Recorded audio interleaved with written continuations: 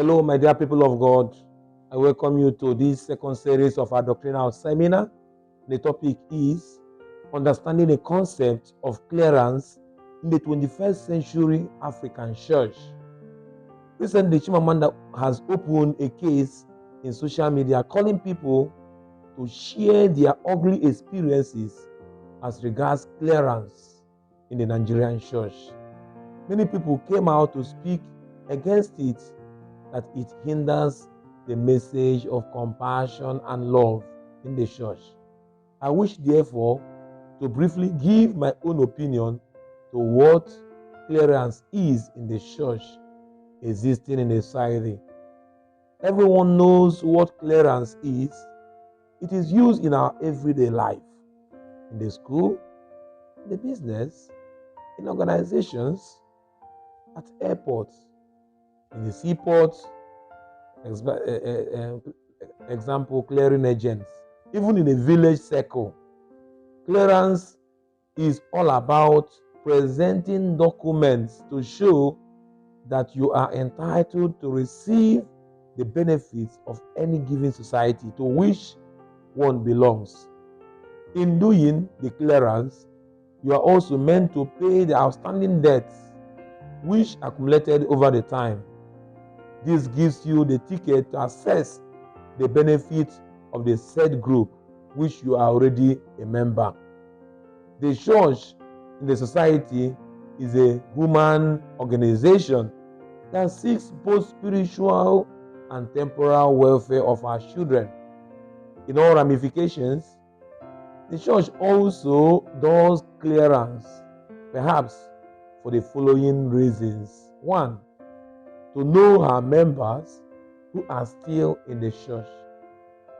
2. To remove one from the bondage of death. 3.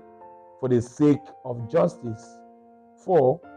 To allow someone to access the temporal benefits of the church. 5. For accountability sake. To clear oneself in the church does not mean only to pay one's outstanding debts. It involves presentation of other documents which show one to be a Christian and is still a Christian.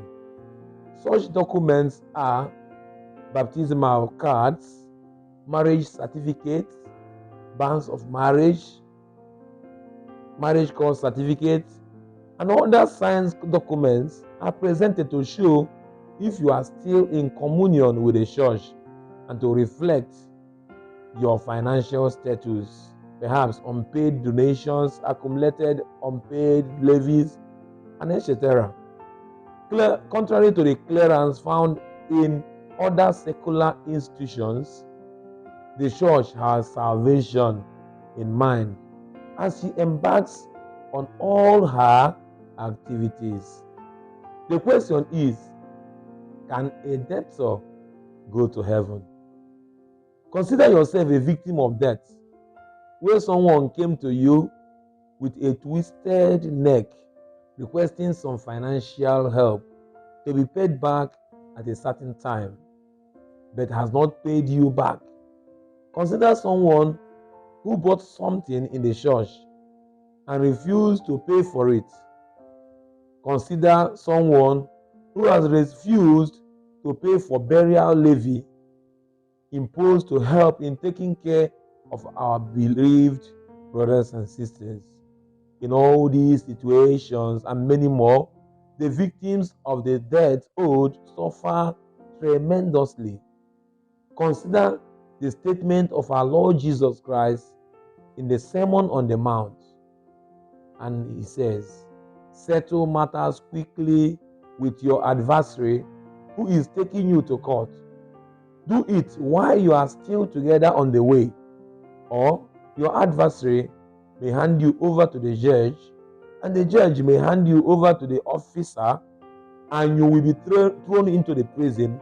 Truly I tell you, you will not get out until you have paid the last penny.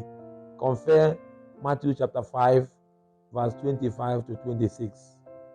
It is also logical to say that every debt owed must be paid. If not now, then in the next world.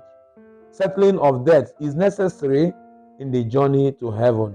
Nevertheless, I do not support any priest that offer any sacramental life to people because of money, even as it involves unpaid debts.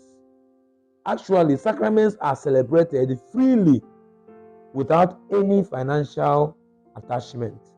Therefore, sacraments are not to be ways of recovering debts. Perhaps other means can be employed, which might include cessation of any temporal goods of the church to the said person, refusing any financial support to the said person, or giving some preferential treatment to people who are not owing debts in some of the services that the church provides, like healthcare and education. In conclusion, it is also our duty to teach our friends that the church is for their good, and the church wants to teach them on the ways that will help them to merit heaven. Thank you, my dear people of God, for listening. Share this seminar, contribute your own quota, make some contributions if need be, and then you can ask questions and you'll be clarified further. God bless you all.